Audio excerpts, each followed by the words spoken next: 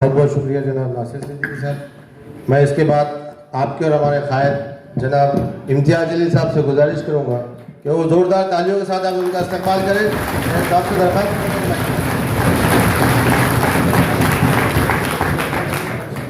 अस्सलाम वालेकुम वरहमतुल्लाहि वबरकातुहू। सबसे पहले तो मैं अल्लाह रब्बुल इज़्ज़त का शुक्रिया अदा करता हूँ। मेरे कायद बैरिस्टर असदुद्दीन अवैसी साहब, स्टेज पर मौजूद हमारे मजलिस इत्तेहादुल मुस्लिमीन के तमाम ज़िम्मेदारान, कारंजा लाड़ से जिन्हें महज फॉर्म भरने के 2 दिन पहले हमने ये फ़ैसला लिया था कि हम कारंजा से इलेक्शन लड़ेंगे, यूसुफ पंजानी साहब और उनके साथ आए तकरीबन 20 कॉरपोरेटर्स, मैं उन सभी का खैर मकदम करता।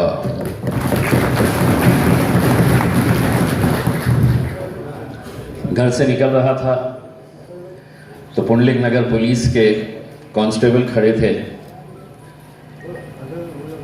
एट्रोसिटी का गुनाह दाखिल किया गया है मेरे ऊपर।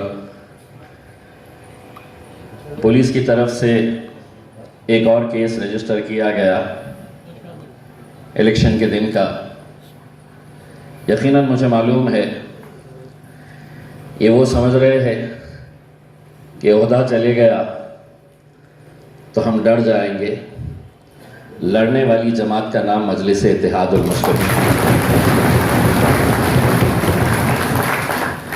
गलत रहे तो सर झुकाकर उसे कबूल करेंगे, लेकिन अगर किसी के दबाव में आकर, किसी की जोर ज़बरदस्ती के कहने के ऊपर अगर मुझ पर या मेरे किसी भी पार्टी के जिम्मेदारान पर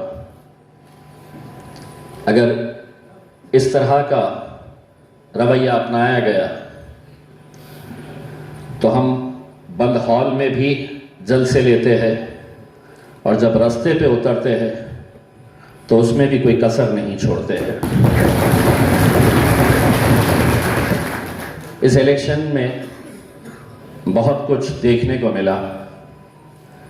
जैसा यूसुफ भाई ने बताया, ये एक अलग तरह का इलेक्शन था। कैसे कैसे नारे लगाए गए थे। एक नारा जो पूरे महाराष्ट्र के इलेक्शन के अंदर उन लोगों को मुत्तहिद करने का काम कर रहा था, वो नारा कटेंगे और बटेंगे और कटेंगे। शायद उन्हें ये बात का इल्म था कि बट तो हम ही रहे हैं और वोट हमारे ही कट रहे हैं, वरना ना तो नासिर सिद्दीकी और ना इम्तियाज़ जलील की ये सीट यहां से हम हारते। दूसरों पे उंगली उठाने से पहले हमें कुछ हमारे ही अपने लोगों के ऊपर नजर डालने की जरूरत है। तब तक हम अपनी कौम का सौदा इसी तरह होता हुआ देखते रहेंगे। नासिर सिद्दीकी करीब 80,000 वोट ले रहे। इलेक्शन लड़ने का इख्तियार सबको है। नासिर 80 ले रहा, मैं 90 ले रहा हूं, और कोई उम्मीदवार मैदान में उतरकर 90 की जगह 80 ले रहा, 70 ले रहा, 60 ले रहा, 50 ले रहा, तो भी हम समझ सकते हैं ये इलेक्शन लड़ने के लिए खड़ा है।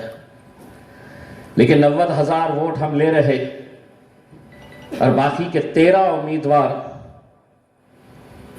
जो मेरे अपने कौम से ताल्लुक रखते हैं, 13 उम्मीदवारों की अगर गिनती की जाए कितने वोट हासिल किए तो 2700 वोट हासिल किए। हम हारे कितने से? तो महज 2100 वोटों से।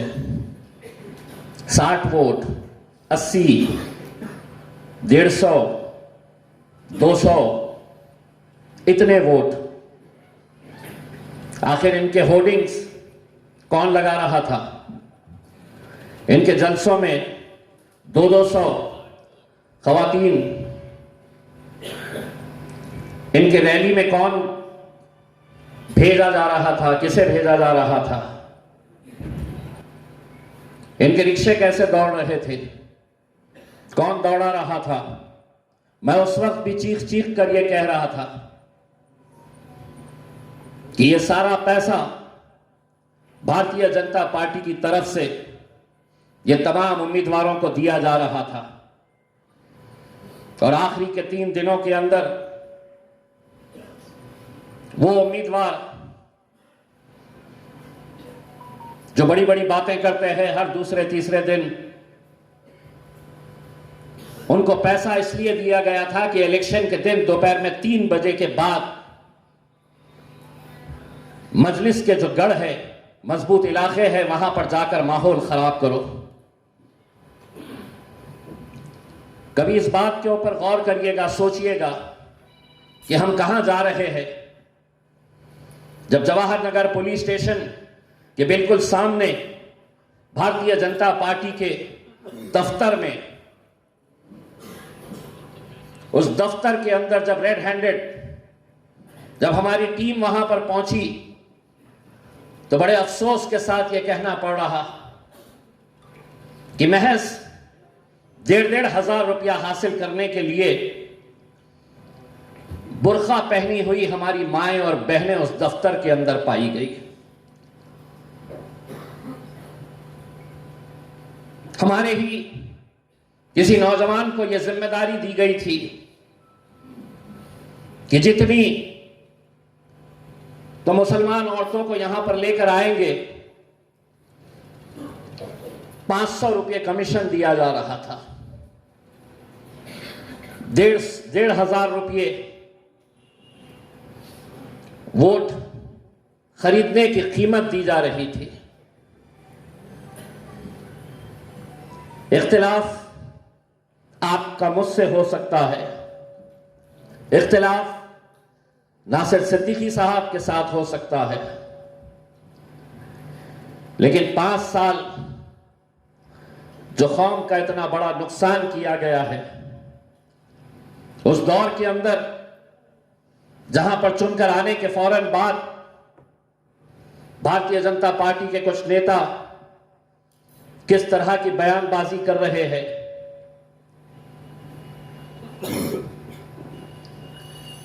सारे लोगों ने यह बात का एतराफ किया कि इतनी सारी सीटें आई कैसी भारतीय जनता पार्टी की।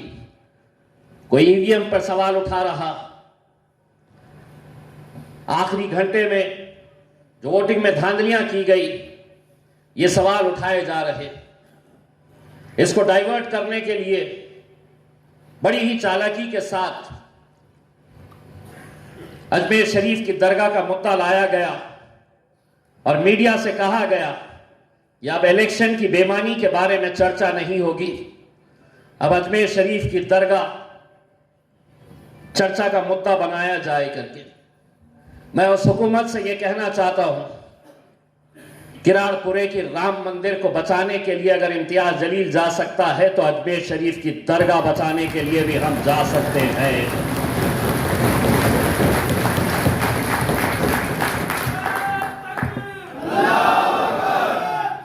यकीनन हम जिस मजहब से ताल्लुक रखते हैं, मायूसी कुफ्र है। हमें हिम्मत नहीं हारना है, हमें हमारे हौसलों को बुलंद रखना है, पूरी हिम्मत के साथ आगे बढ़ना है। यकीनन आने वाले वक्त में कॉरपोरेशन के इलेक्शंस होने वाले हैं। लोगों के अंदर इस बात का गुस्सा है कि किस तरह तमाम सियासी पार्टियां एक साथ मिलकर आ जाती है मजलिस को गिराने के लिए। वो गुस्सा इंशाअल्लाह आने वाले 2-3 महीनों के अंदर जब कॉरपोरेशन के इलेक्शन रहेंगे, आपको मुत्तहिद होकर एक ताकत बनकर मजलिस के साथ खड़े रहना है। और मैं भी एक बात का एतराफ करता हूं, कोई भी उम्मीदवार इस भरम में ना रहे, ये सोच अपने दिमाग से निकाल दे कि अगर इम्तियाज जलील को 91,000 वोट मिले हैं, नासिर सिद्दीकी को 80,000 के करीब वोट मिले हैं, तो ये हमारे वोट नहीं है, ये बैरिस्टर असदुद्दीन अवैसी और अकबरुद्दीन अवैसी साहब के वोट हैं। वरना अगर इस घमंड और इस गुरूर के अंदर रहेंगे तो हमने अपनी आंखों से देखा है 80,000 वाला 5,000 के ऊपर आकर रुक जाता है।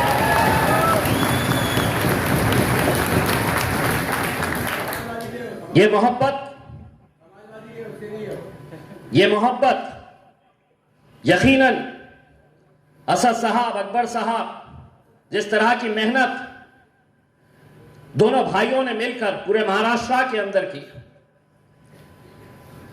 हम असद भाई पूरी आवाम की तरफ से आपका तहे दिल से शुक्रिया अदा करते हैं।